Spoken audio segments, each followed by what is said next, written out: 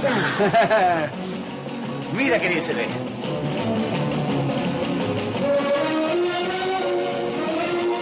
Yo lo que quiero es que conozcáis la Córdoba de hoy. Me voy a la imprenta que se me ha hecho tardísimo. Antonio, no vengas muy tarde, ¿eh? Que vamos a ver todos juntos el festival. No te preocupes, hoy volveremos pronto. Don Pablo querrá verlo también. Bueno, ¿qué hacemos viendo la tele tan de cerca? Que nos vamos a quedar ciegos. Se ve y se oye. ¿Eh? ¿Cómo se ve? Estupendamente. Oye, macho, pásate luego por el bar, que ahora no tengo tiempo. Ya te invito a algo. Pues vamos a apartarnos, que hay que ver la televisión a 3,5 metros, que me lo han dicho, que si no se te queman la pupila. ¿A que sí? Venga, vamos. Déjela encendido un ratito. La familia Alcántara había descubierto al final de los años 60 a ese insólito inquilino que se metía en el comedor de su vivienda casi sin pedir permiso, el televisor. Al principio de la década precedente, los años 50, en España la televisión era una cosa de la que se hablaba únicamente de oídas, como una resonancia que llegaba desde aquellos países que vivían con algunas menos dificultades cotidianas que las de los españoles de la época. Un asunto del que hasta empezaban a hablar las canciones de la autarquía, cuando se avistaba el final de las cartillas de racionamiento, pero los tiempos seguían siendo extremadamente duros.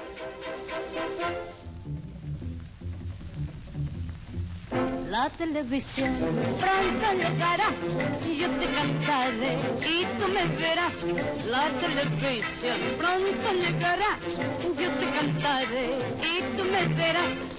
Vísteme bien, mamá, vísteme bien, que voy a transmitir, que no hace falta tener buena voz, hay que lucir bastante figurín. Las primeras emisiones de televisión se iniciaron en los años anteriores a la Segunda Guerra Mundial.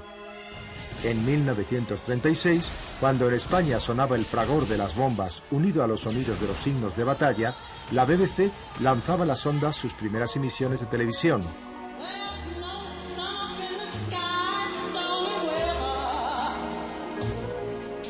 En todo Londres no debía haber más allá de un centenar de aparatos. Un poco antes, en plena depresión, en Nueva York, la RCA había transmitido desde el Empire State en el año 1931 para unos pocos privilegiados que podían permitirse el lujo de recibir imágenes y sonidos desde sus viviendas.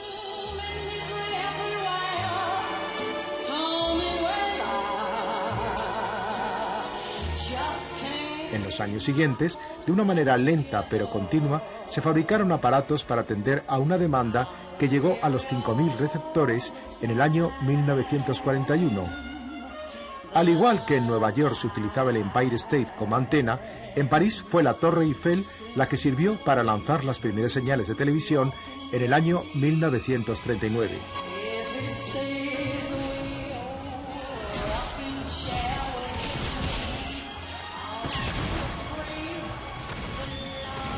Pearl Harbor cambió muchas cosas con la entrada de Norteamérica en la guerra. La prioridad de la incipiente industria de las comunicaciones la tenían las necesidades bélicas. Se dejaron de fabricar televisores para hacer radares y antenas detectoras de unidades enemigas. El mundo entró en una terrible conflagración, en Europa y en el este, en el norte de África y en Extremo Oriente. Con los alemanes ocupando París, no había muchas posibilidades para desarrollar los nuevos sistemas de comunicación.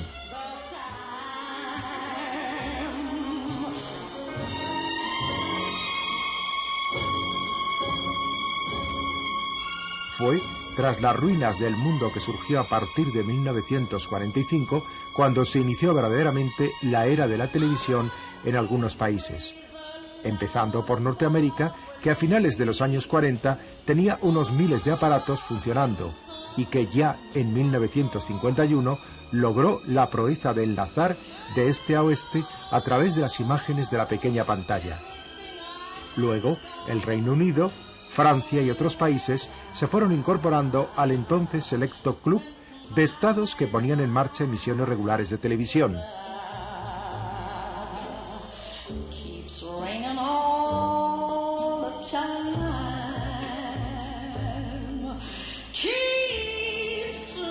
En aquellos primeros años 50, España todavía no había superado sus niveles de renta de 2 décadas atrás. Basta citar el ejemplo de que solo en 1953 se igualaron los niveles de los años de la Segunda República. Seguían siendo tiempos de privaciones, aunque se habían dejado de utilizar las cartillas de racionamiento. Llegaban los norteamericanos con las bases, la leche en polvo y las bebidas de cola. Y con ellos las imágenes de objetos tan apetecibles como los frigoríficos eléctricos y las lavadoras. Y por supuesto, la maravillosa televisión.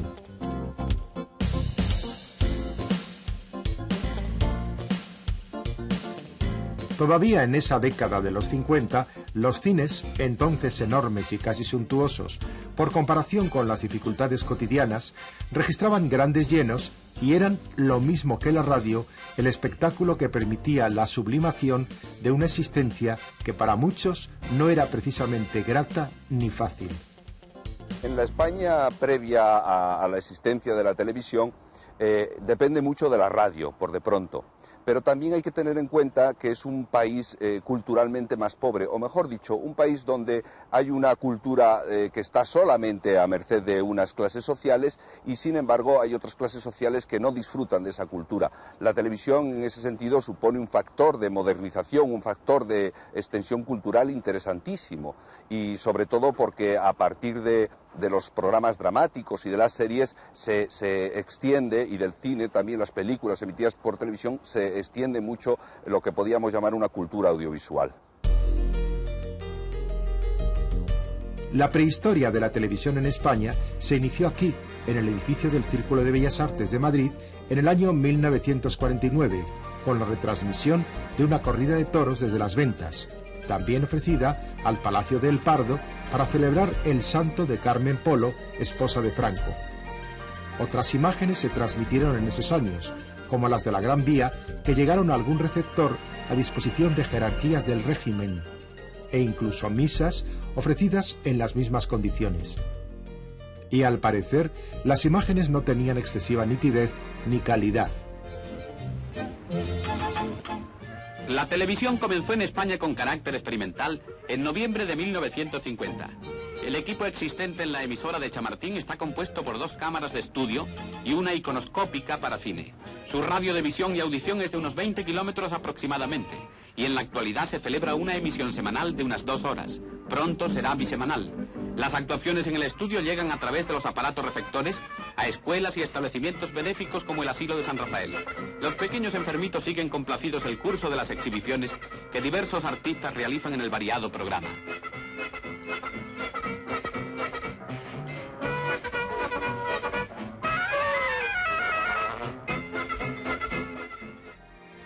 Hubo que esperar a 1954 cuando se decidió poner en marcha el lanzamiento de la televisión en España, con algunas emisiones experimentales y una fecha oficial de inicio de programas que habría de llegar en 1956.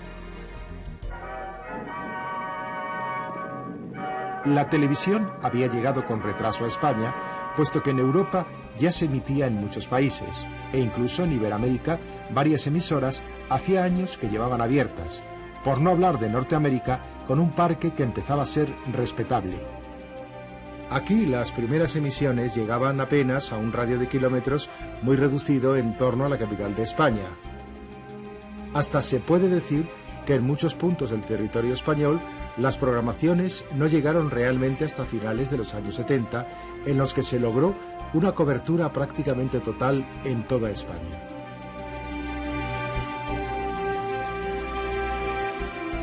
Al ministro Arias Salgado, como buena parte de las jerarquías del régimen, les preocupaba que a través de las imágenes de televisión se colaran en España imágenes que entonces eran calificadas de peligrosas y pecaminosas. Hoy, sin embargo, tengo que preveniros de un peligro. Con la facilidad de los medios de comunicación, el poder de las ondas, el cine y la televisión, se han dilatado las ventanas de nuestra fortaleza.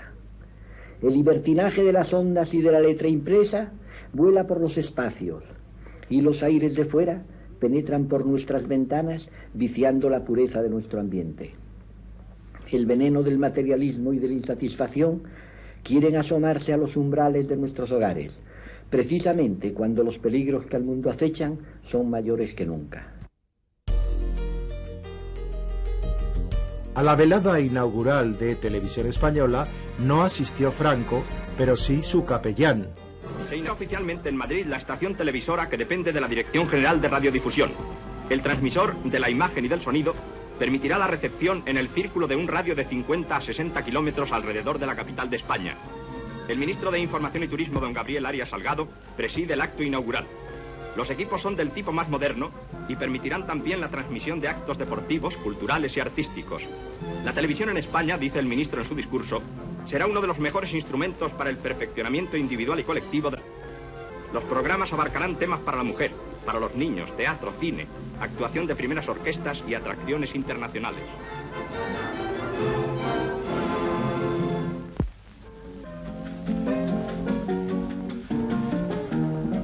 En la emisión inaugural y después de actuaciones de diversos artistas, intervienen los coros y danzas del distrito de la Latina de Madrid. El concertista de piano don José Cubiles puso digno remate a esta emisión. Entonces el programa era, bueno, pues fue un programa cortito, me parece que duraba así aproximadamente como 2 horas, una cosa así. Naturalmente no faltaban los coros y danzas de la sección femenina. No podía faltar la bendición del local por el capellán del caudillo que bendijo aquellas instalaciones.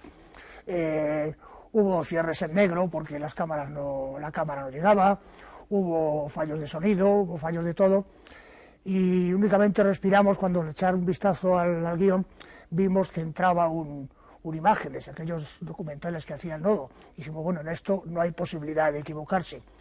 Bueno, pues aquel imágenes resultó que estaba en francés. Esto ya es una muestra de lo que fue aquella inauguración.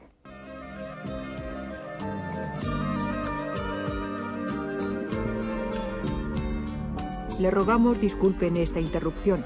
Permanezcan atentos a la pantalla. En el madrileño Paseo de La Habana se instalaron los primeros estudios desde los que se transmitían 3 horas diarias de emisión. Hubo que esperar hasta 1957 para que se ofreciera por primera vez un partido del Real Madrid. Y ese mismo año, la primera película, una de Sissi. Eran tiempos en los que hasta los propios anuncios se hacían en directo, incluidos también muchos dramáticos. Todavía no había llegado la era del vídeo. Los espectadores se sentían tan agradecidos y tan contentos de que hubiera un grupo de personas dispuestas a amenizarles las veladas, que nos llamaban por teléfono, hablaban con nosotros, nos escribían cartas, eran nuestros amigos. Incluso muchos de ellos nos invitaban a merendar. Y algunas veces íbamos a merendar, porque decíamos, bueno, ¿por qué no vamos a conocer a las personas que son tan amables? La relación con el espectador era una relación íntima y familiar. Y ahora mismo, las personas que trabajábamos entonces en el Paseo de La Habana, creo que todos podemos contar la misma historia. Y es que cuando los antiguos espectadores nos ven o nos oyen, porque además tienen muy buen oído y nos escuchan y dicen, esa es la voz, a pesar de los años la recuerdan, dice, ah, usted es fulana de tal. Y entonces, pues, cuánto me acuerdo, qué bien lo pasábamos, cuánto la queremos. Y todavía siguen con esa especie de amor familiar que nos tenían entonces. En aquella televisión empezaban a surgir una serie de nombres que en unos pocos años se hicieron muy conocidos entre los sectores sociales con más recursos del país, aquellos que podían adquirir un aparato de televisión, entonces un objeto demasiado costoso para las economías medias. Al final de los años 50 y en los primeros 60 se empezaban a perfilar en España algunos de los géneros que tendrían un desarrollo más característico en las décadas posteriores, como los informativos, los musicales, los telefilms y especialmente los dramáticos. Jaime de Armiñán escribía las primeras series para la pequeña pantalla. Pero serían los 60 los años en los que los dramáticos empezaran a alcanzar un elevado protagonismo. La época de oro del teatro en televisión arranca hacia el año 63, 64, son los últimos tiempos del directo y los primeros de las grabaciones. Se domina mucho más la técnica del guión, por supuesto, los equipos funcionan mucho mejor, hay personal mucho más especializado, los propios actores dominan más el lenguaje, la plástica de la televisión, y por supuesto se han incorporado muchos realizadores que dominan mucho el medio. Coinciden que además, al ser ya programación semanal, hay que ampliar el arco y se incluyen autores que no es que en un principio hubieran sido intocables, sino que, bueno, como había menos programación, se hacían menos. Pero se empiezan a repetir obras de Arthur Miller, se hace Ionesco, se hace Pirandello, no se olvida los clásicos, se sigue haciendo Shakespeare, se sigue haciendo Lope, y realmente esos 6, 7, 8 años de brillantez de Estudio 1 es entrañable y es importante en la historia de la televisión. Aunque se hacían múltiples adaptaciones en el ejercicio del día a día en la pequeña pantalla, había que luchar contra una rígida censura ejercida de una manera absolutamente directa y omnipresente. Para el régimen era muy importante lo que se veía y se decía desde la pequeña pantalla. Ah, la censura. Se podrían llenar páginas, podría hablar horas y horas. No pienso hacerlo, pues sería una lata, pero sí puedo recordar episodios tan flagrantes como que eso ya era un Estudio 1 aprobado en castidad, ya de entrada el título, ni en teatro se podía decir, de Chicho Ibáñez Serrador. El título original es Aprobado en inocencia, Chicho lo ha repuesto hace poco. Incluso no pude coincidir con él por trabajo, pero quería que estuviera con él. Y bueno, yo hacía entonces el galán, y la chica con la que yo tenía un romance o había algo era Mónica Randall. Estaba en todo su esplendor y llevaba un traje con un escote nada exagerado, pero en fin, en cuanto era una pugna, Chicho le dejaba el escote, pero cuando venía el censor le subía el escote, con lo cual había planos de ascensor de sube y baja. El escote estaba aquí en un plano, en el siguiente el escote había bajado, y el escote estuvo toda la secuencia llevaba un traje de noche y tal, y llevaba un smoking blanco, que entonces era una cosa de mucha distinción y mucha alta comedia, y entonces me acuerdo que yo miraba el escote de Mónica y claro, no podía aguantar la risa porque estaba aquí, y ella se lo bajaba. En la España de los 50, sobre todo, lo que hay es un régimen autárquico, es un régimen que vive de sí mismo, y hay una prevención frente a todo lo extranjero, porque del extranjero venían costumbres impensables entre nosotros, por ejemplo, el divorcio. Entonces, algo que era habitual en el cine de otros países, como los conflictos matrimoniales, pues aquí estaba absolutamente vedado.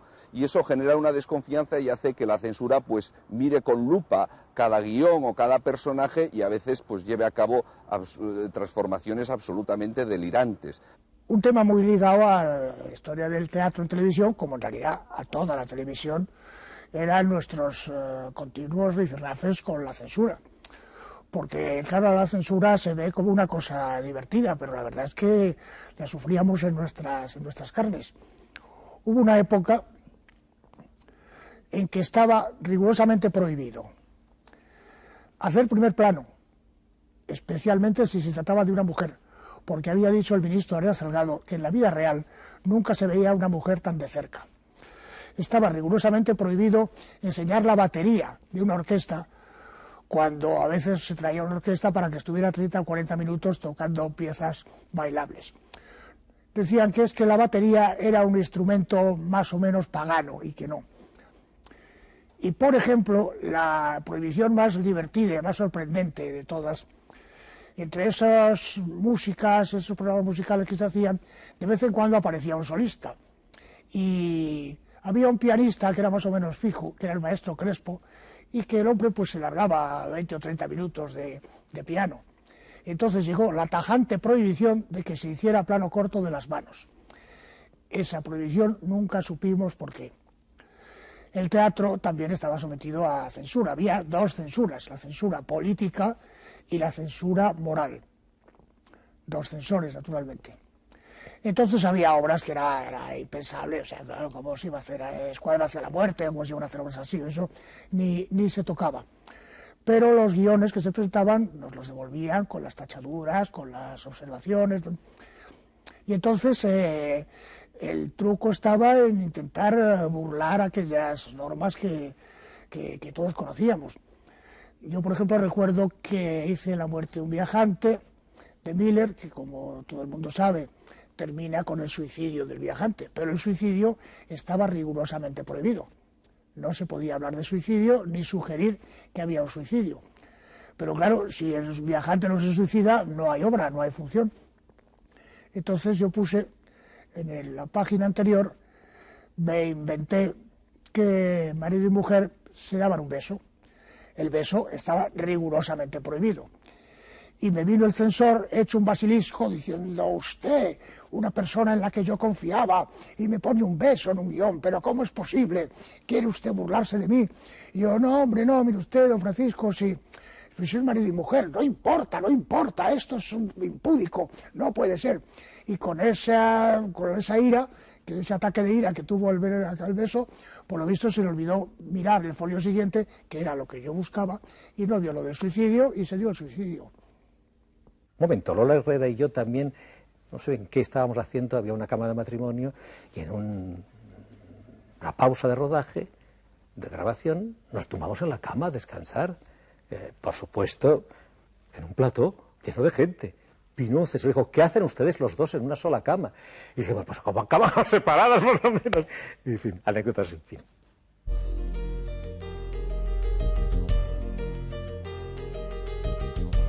Tuvieron que llegar los últimos años 60 para que la televisión se convirtiera realmente en un fenómeno popular.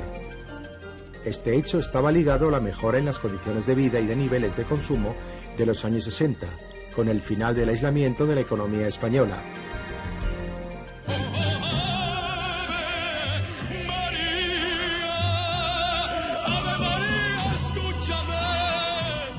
En esa segunda mitad de los años 60, la televisión ya era un medio esencialmente popular. Se había creado una segunda cadena que todavía llegaba solo a las 2 o 3 ciudades más importantes. Y con ellas llegaban nuevas imágenes, nuevos géneros que demostrarían que el ritmo de un país podía alterarse en función de lo que ofrecía la pequeña pantalla.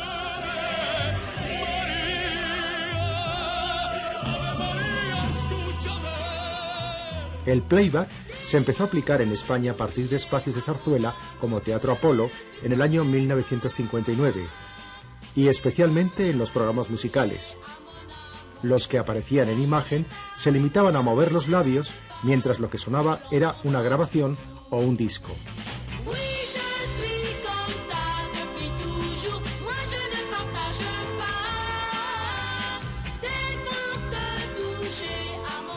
En la mitad de los años 70, la televisión empezaría a proyectar otras nuevas imágenes de un país que hasta entonces había quedado frecuentemente invisible para los espectadores de televisión. Se recuperaba una visión más completa de la realidad española. En esos tiempos de cambio acelerado se mostraba el peso de una generación que había empezado a crecer con la televisión, ya más abierta a nuevas estéticas y contenidos. La verdad es que empezamos haciendo hasta formalmente cosas como que era improvisar delante de la cámara, sin textos, para desesperación de los realizadores correspondientes, y que teníamos que utilizar colas de cine porque había tan solo una cámara de vídeo con la cual nos peleábamos, y durante una temporada incluso pues salía el plató en color y las imágenes eran todavía en blanco y negro, pero en fin, todo eso fue un símbolo más de la transformación. Y luego, pues sinceramente, que teníamos una gran sensación de libertad, de descubrir cada día nuevas cosas que contar. Yo creo que fue un momento muy brillante, y además como era un solo telediario, la gente no podía ver otros informativos en televisión, pues claro, tenía una repercusión impresionante, mucho mayor que puede ocurrir en un momento en que ya la audiencia se secciona, como ocurre en la actualidad, porque hay más cadenas y más competencia. Lo que nosotros hacíamos era un espectáculo. O sea, no tratábamos de ver quién llega más trayendo al más peligroso, aunque te advierto que a mí me prohibieron ya en plena democracia un mano a mano que yo había montado con Blas Piñar, fíjate, extrema derecha, y Enrique Lister, extrema izquierda. Me lo prohibieron. Pero bueno, esto es así, son las reglas del juego. Estés donde estés, en la época que estés, con el régimen que estés, al final siempre hay alguien que te lo diga o no te lo diga, establece sus propias reglas. Se trata simplemente de una fiesta, un pueblo alegre y vivaracho que intenta aplastar a un cerdito. Es mucho peor cuando un enorme cerdo se empeña en aplastar a todo un pueblo. Y de eso el mundo está lleno. Hola, hola, ¿qué tal? En la bola de cristal. Hola, hola, ¿qué tal? En la bola de cristal. La década de los 90 y la competencia entre las cadenas, consecuencia de la aparición de la televisión privada, daría lugar a nuevos géneros como los programas de testimonio y la telerrealidad, o los espacios de sucesos o del corazón, temas hasta los 90 prácticamente ausentes en las televisiones. Pedro, buenas noches.